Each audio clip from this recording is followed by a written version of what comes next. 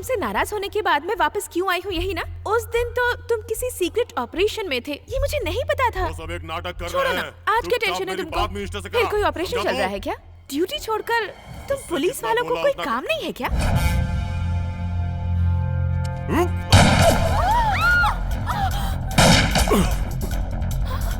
क्या यार, तू हमेशा रॉन्ग टाइम पर ही क्यों एंट्री लेती है?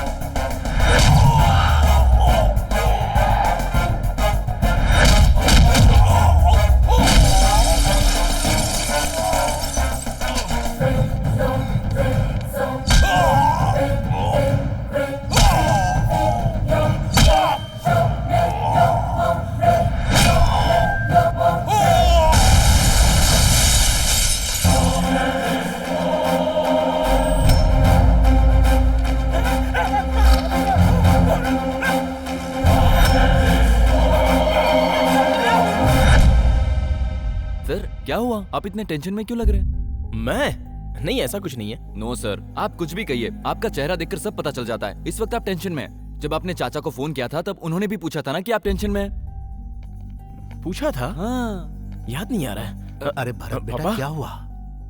कुछ नहीं पापा। क्या बात है, बताना। आपको बताऊंगा तो आपका रिएक्शन क्या होगा ये सोचकर मुझे बहुत डर लग रहा है। मुझसे तेरा टेंशन देखा नहीं जा रहा है। बात क्या है ये बता, मुझे कुछ नहीं होगा। रुद्रा मामा का एक्सीडेंट हो गया है। क्या? इसीलिए मैं नहीं बता रहा था। कहाँ है वो? अरे यार, अरे रुद्रा, ये सब कैसे हो गया? हाँ? क्या बोला? ऐसे बोलेगा तो हमें कैसे पता चलेगा? ठीक से बोलना। ए नरसिम्हा, जल्दी से मास्क लगा, नहीं तो मर जाएगा ये।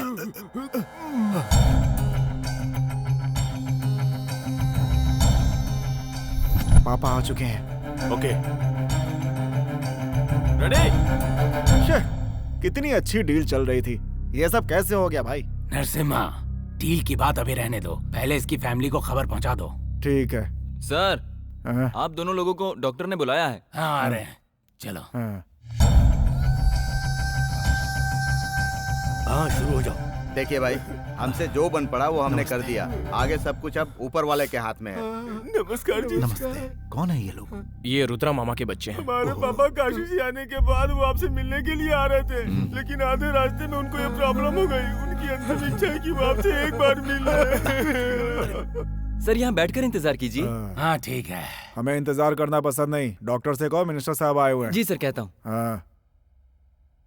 ब्रेन डैमेज हो गया है और बॉडी कई जगह से फ्रैक्चर हो गई है। सो वो एक जिंदा लाश की तरह रहेंगे, सांस लेने में भी तकलीफ है।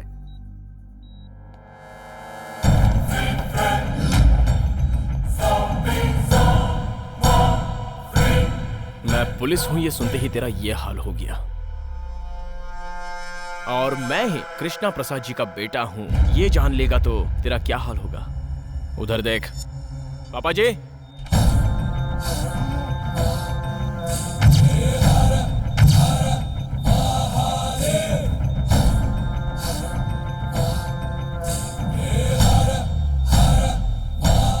ए रुद्रा, मैं तुझसे दोबारा मिलूंगा, तुझे देखूंगा, इसकी उम्मीद छोड़ चुका था।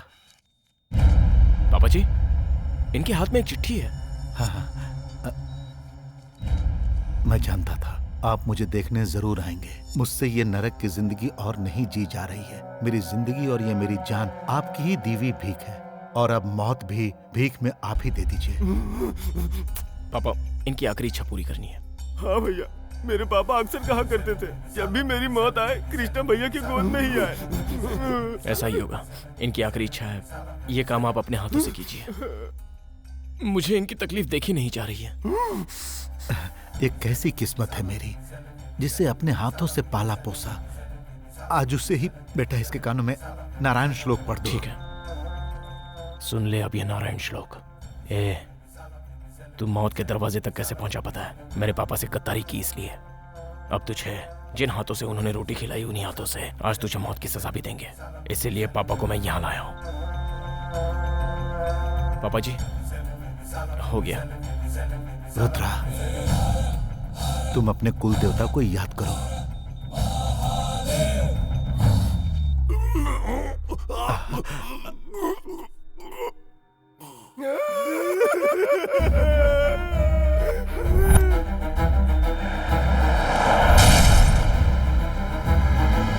अरे हो गया, सीन खत्म हो गया। चलो निकलो बाहर, चलो।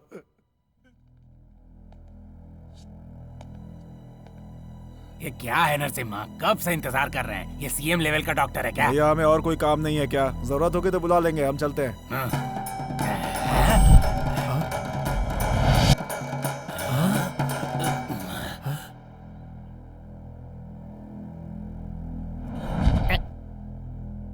इमोशनल मत होइए, टोपीबाजों में एक कम हो गया बस। आप लोगों का प्रॉफिट और बढ़ जाएगा, खुशी मनाइए।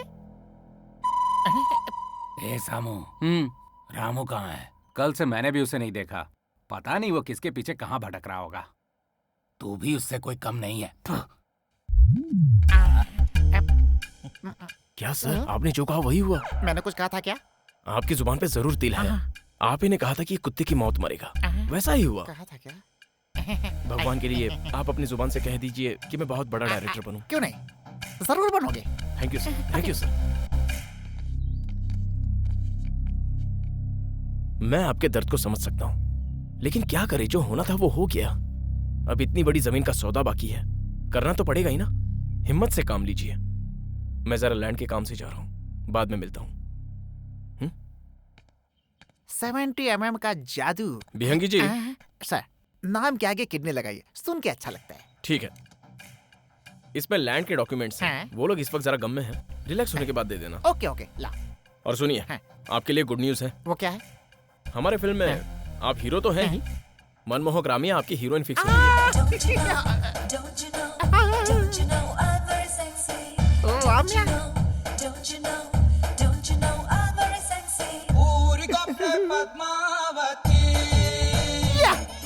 तुम सही बोल रहे हो ना? 100% बिहंगी जी, उसने अपनी फिल्म के लिए 3 फिल्में छोड़ दी।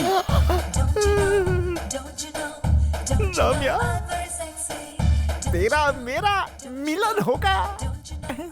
ओह, क्या बात है बेटा भरत, आजकल तुम्हारे पास मेरे लिए समय ही नहीं। कहीं कोई टेंशन चल रही है क्या? पुलिस की नौकरी कर रहा है तो जाहिर सी बात है टेंशन तो होगी ना। पुलिस? हमारा भरत तो एमएलए है ना? हाँ, भरत तो एमएलए ही है, लेकिन इसका ससुर पुलिस में है। ससुर? मतलब कौन? क्या मैं उन्हें जानता हूँ? आप जल्दी जान जाओगे भाई साहब, चाहो तो भरत से ही पूछ लो। भरत? ए भरत, कौन है वो लड़की? मुझे नहीं दिखाओगे? कोई नहीं पापा जी। देखो, झूठ मत बोलो, मुझे मेरी बहू को देखना है, उसे लेकर आओ। ठीक है पापा। ए शिवा, शिवा, ए शिवा। माना आपकी जुबान फिसलती रहती है, लेकिन आपने जिंदगी में पहली बार कोई अच्छी बात की है। शुक्र है। भरत, तुम भैया को खुश रखने के लिए क्या क्या नहीं कर रहे हो, पर उन्हें असली खुशी तब मिलेगी जब वो तुम्हारे सिर पर सहरा बंधा देखेंगे। तुम्हारा और मेरा डिपार्टमेंट अलग हो चुका है, अब क्यों आए हो यहाँ? परिणीति से मैं अकेले में कुछ पर्सनल बात करना चाहता हूँ। यहाँ पर्सनल कुछ नहीं चलता, सब खुल्लम खुल्ला है। क्या कहना है बोलो। ओके। परिणीति, हमारे बारे में घर वालों को पता चल गया है, तो तुम भी अगर खुलकर बात करोगी तो हमारे पेरेंट्स इस पर फाइनल डिसीजन ले सकते हैं। क्या फाइनल डिसीजन लेना है? ऐसा कोई प्रपोज करता है क्या? बड़ों की कोई इज्जत ही नहीं। परिणीति, कह दो इसे यहाँ से चला जाए। I love him, daddy. मैं इन्हीं से शादी करना चाहती हूँ।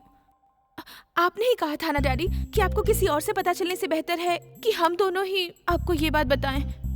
लेकिन इस लड़के। डैडी, इसे खुद पर बहुत घमंड है, पर ईमानदार ऑफिसर्स ऐसे ही होते हैं।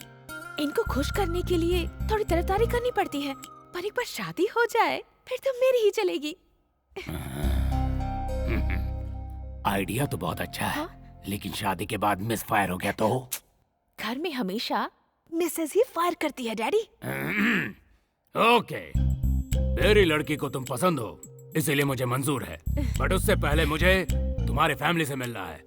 वो भी मुझे पसंद आने चाहिए, अगर नहीं आए तो? सर सभी लोग पसंद आएंगे, लेकिन क्या लेकिन? देखा, बात शुरू होते ही प्रॉब्लम शुरू हो गई। प्रॉब्लम मेरे लिए नहीं है सर, मेरे पापा के लिए है। मतलब? सर मैं एक पुलिस वाला हूँ, लेकिन पापा मुझे एमएलए समझते हैं, इसलिए आपको भी जरा मैनेज करना पड़ेगा। कैसे कैसे क्रिमिनल्स को मैंने हैंडल किया है, उनके आगे तुम्हारे पापा क्या चीज है। क्या बात है, यहाँ तो सभी लोग खुश नजर आ रहे हैं। सबका परिचय तो हो गया, ये साहब कौन? ये मेरे फूफा है चक्रपाणी, मैंने आपसे कहा था ना। यही है क्या वो? नमस्कार। नमस्कार जी। ये तो हमसे ऐसे बात कर रहे हैं जैसे हमें बरसों से जानते हो। इस शुभ कार्य की शुरुआत तो तुम्हें ही करनी है। हाँ वो बात तो सही है। अच्छा एक बात बताओ, हम इस वक्त नाटक कर रहे हैं, ये बात भरत ने इनको बताई है या नहीं? क्या पता, छोड़ो ना। समझी जी, ये मेरा बेटा है इसलिए नहीं कह रहा। अब देखो इसी उम्र में इसने पूरे असेंबली को हिला रखा है। हाँ, पॉलिटिक्स के धोनी है ये, वो क्रिकेट फील्ड में और ये विधानसभा में। इन्हें देखकर पूरा युवा वर्ग पॉलिटिक्स में आने के लिए पूरी तरह बेताब है। हाँ। लगता है इसका माइंड ही वीक नहीं, इसकी आंखें भी वीक हैं। सच में मैंने भी सुना है समझी जी, सभी आपके लड़के को रोल मॉडल, यूथ आइकन कहते हैं। ये क्या है बेटा, ये मुझे इस तरह आंख क्यों मार रहा है? ऐसी बात नहीं है पापा जी, दरअसल इन्हें ओसीडी आई प्रॉब्लम है। ओह सच कह रहा हूँ मैं, यूथ का राज आने के बाद ही देश का उद्धार होगा। छोटी, देखा उन्होंने मुझे आंख मारा। तुम्हें मारा क्या? मुझे लगा मुझको। नहीं, मुझे मारा। ठीक है समझी जी, जल्द से जल्द अच्छा मुहूर्त निकालकर हमें बता दीजिएगा। मैं जरा हिमालय जाकर आना चाहता हूँ। हिमालय? क्यों? रजनीकांत जी के गुरु तो वहाँ रहते हैं, आपके भी गुरु वही रहते हैं क्या?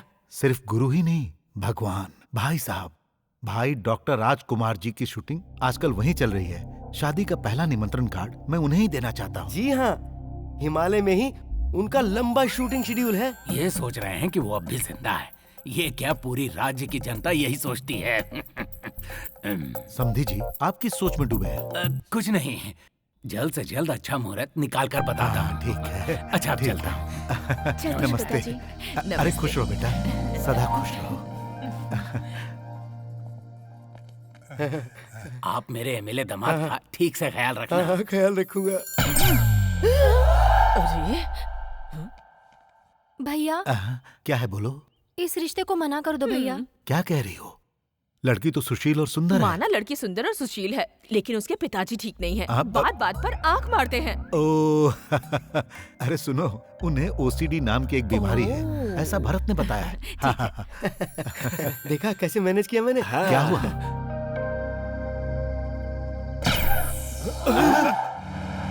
स्टॉप। अबे गाड़ी क्यों रोकी बे? जरा बेंगलुरु तक जाना था। गाड़ी तेरे बाप की है क्या?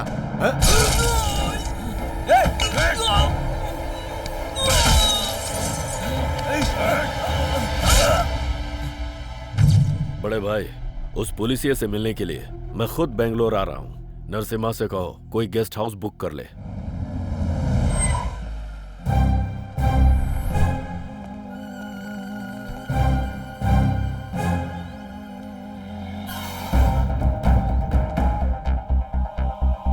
भरत, तेरे फूफा तो पागल हैं, मुझे भी पागल बना देंगे। सर जरा आराम से बात कीजिए। लेकिन क्यों? सारी दुनिया कह रही है कि तेरे पिताजी का देहांत हो गया। सर हमारी बात तो सुनिए। सुनने के लिए कुछ नहीं बचा है, सब कुछ समझ गया हूँ मैं, पुलिस वाला हूँ। लगता है किसी मैटर में तेरे बाप ने करोड़ों का गबन किया है, इसीलिए जेल जाने से बचने के लिए ये नाटक कर रहा है। मेरे पापा के बारे में ऐसा गलत मत बोलिए। नहीं तो क्या, मैं खुद नहीं चाहता मेरी बेटी इस घर की बहू बनकर आए, इसीलिए मैं खुद यहाँ रिश्ता तोड़ने आया हूँ। देखिए सर, वो कौन है क्या है ये जाने बिना आप गलत शब्दों का इस्तेमाल कर रहे हैं, इसलिए मुझे भी आपकी बेटी से शादी नहीं करनी है। भरत, इन्हें सच्चाई नहीं मालूम है इसलिए ऐसी बातें कर रहे हैं। कम से कम तू तो समझदारी से काम ले। देखिए सर, हमें आपको कुछ बताना है। क्या बताना है?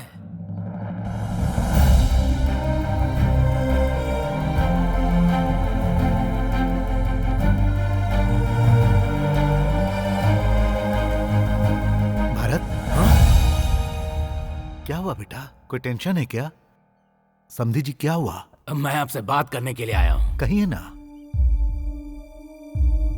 अमेरिका में जो आपके भाई रहते हैं ना सत्या, उन्हें आने में थोड़ा वक्त लग जाएगा, इसीलिए शादी की तारीख आगे बढ़ानी है, ऐसा आपके लड़के ने कहा है। यह क्या भारत, मुहूर्त इसलिए निकाला जाता है ताकि जीवन सुखी रहे।